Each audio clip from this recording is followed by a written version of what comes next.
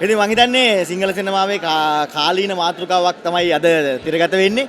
OIC ගඩාපි Ranjan අයියා. මම හිතන්නේ ප්‍රේක්ෂකයෝ ආස කරන රංජන් අයියාගේ මම හිතන්නේ දේශපාලන ප්‍රහාරය තමයි මේ එල්ල වුනේ. ඉතින් වන් ෂොට් වලට පස්සේ ගහපු හොඳම ප්‍රහාරය තමයි මේක. ඉතින් සමහර දේශපාලන චරිත අපිට ළඟට ගිහිල්ලා කණ්ඩ ගන්න ආසයි. හැබැයි අපිට කණ්ඩ ගන්න බෑ. ඒගොල්ලෝගේ බලය මත. හැබැයි රංජන් අයියා සිනමා ශාලාවේ චරිතයක් බවට පත් කළා හරි කණ්ඩ එකක් ගහලා තිනවා. මම ආසයි ඒකට. OIC ගඩාපි. රංජන් රාමනායක කියන්නේ අපි අවිවාදයෙන් පිළිගන්නවා මේ රටේ සිනමාවේ සුපර්ස්ටාර්. ඉතින් රංජන් අයියාගේ ඒ තැන කවදාවත් වෙනස් වෙන්නේ නැහැ. පොලිටික්ස් වලට ගියාම මම නම් පෞද්ගලිකව අකමැති වුණා. හැබැයි මං කියන්නේ එයා කරන්න ඕනේ එයාගේ දේශපාලනයේ තමන්ගේ නිර්මාණ වලින් එළියට ගන්න. ඉතින් එයා අධ්‍යක්ෂණය කරලා නිෂ්පාදනය කරලා ඒ වගේම ප්‍රධාන චරිතය නිරූපණය කරලා මේ කරපු චිත්‍රපටය සම්පූර්ණ වෙනස් විදිහේ චිත්‍රපටයක්.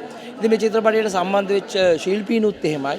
කලින් චිත්‍රපටි වල හිටියට වඩා දැන් සාමාන්‍යයෙන් සමහර අය කැටගරයිස් වෙනවනේ එක එක ජාති චිත්‍රපටි වලට. ඉතින් එහෙම කැටගරයිස් වෙනවට වඩා මේකේ කැමරා ශිල්පියා සහායාධ්‍යක්ෂකවරයා සිට නළුනිලියෝ මේ හැමෝම මේ සිනමා පටයට අලුතින්ම තෝරාගත්ත පිරිසක්. රංජනයත් එක්ක අලුතින්ම වැඩ කරන අය. ඉතින් මං හිතන්නේ ඒක වැඩ කරනවා හොඳට. ඉතින් මට හම්බෙච්ච චරිතය මං බොහොම කැමැත්තෙන් කරා. ඒ චරිතයේ තරමක් ආందోලනාත්මක කතා බහකට යන්න පුළුවන් චරිතයක්. හැබැයි එතනදී මගේ සහායන රංගන ශිල්පිනී සහ ශිල්පීන් ලබා දුන්න සහයෝගය විශිෂ්ටයි. ඉතින් මං හිතනවා මේ චිත්‍රපටය ගොඩක් අය බලයි. ගොඩක් අය බලලා මේ ගැන කතා කරයි. සමහරු බනි, සමහරු හොඳ කියයි. ඒ මොක වුණත් චිත්‍රපටිය නම් බලනවා. රංජන් රාමනායක මහත්මයාගේ OIC ගඩාවි චිත්‍රපටයේ මංගල දර්ශනය අවසානයේ තමයි මේ විදිහට ඔයාලා ඉදිරියට එන්නේ. ඉතින් රංජන් රාමනායක මහත්මයා මම අඳුනන්නේ සමාජය තුලත් දේශපාලනය තුලත් සිනමාව තුලත් දේශපාලන සත්වයක් හැටියට ඔහුගේ නිර්මාණයට ඔහු බය නැතුව දේශපාලන එකතු කරගන්නවා. හැම චිත්‍රපටියක්ම මෙහෙමයි. ඉතින් ඒකේ දිගුවක් හැටියට තමයි OIC ගඩාවි චිත්‍රපටිය අපිට නම් කරන්න වෙන්නේ. අපේ රටේ සිදුවෙච්ච සත්‍ය සිදුවීමක් ඔහු ඉතා නිර්භීතව සිනමාවට නගලා තියෙනවා.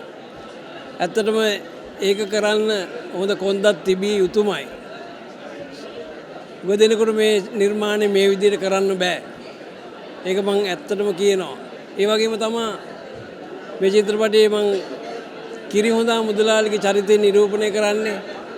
ඉතින් ඔයාලා හැමදාමත් මම දැකලා තියෙන්නේ විකට ශිල්පියෙක් හැටියට, හාස්‍ය රංගන ශිල්පියෙක් හැටියට. නමුත් රංජන් රාමනායක මට අභියෝගයක් දීලා තියෙනවා මේ චිත්‍රපටය තුල විකට රංගනයකට එහා ගිය දෙවිඩ චරිතයක් නිරූපණය කරන්නේ කොහොමද කියලා පෙන්වන්න කියලා. ඉතින් මේ ලැබෙන ප්‍රේක්ෂක ප්‍රතිචාර එක්ක මට තේරෙනවා මට මේ චරිතයට සාධාරණයක් කරන්න පුළුවන් වුණා කියලා. ඉතින් චිත්‍රපටයේ කතාව කියන්න මේක වෙලාවක් නෙමේ.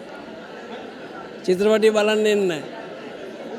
OIC ගඩාවි රංජන් රාමනායකගේ 5 වෙනි සිනමා නිර්වාණය ජය වේවා.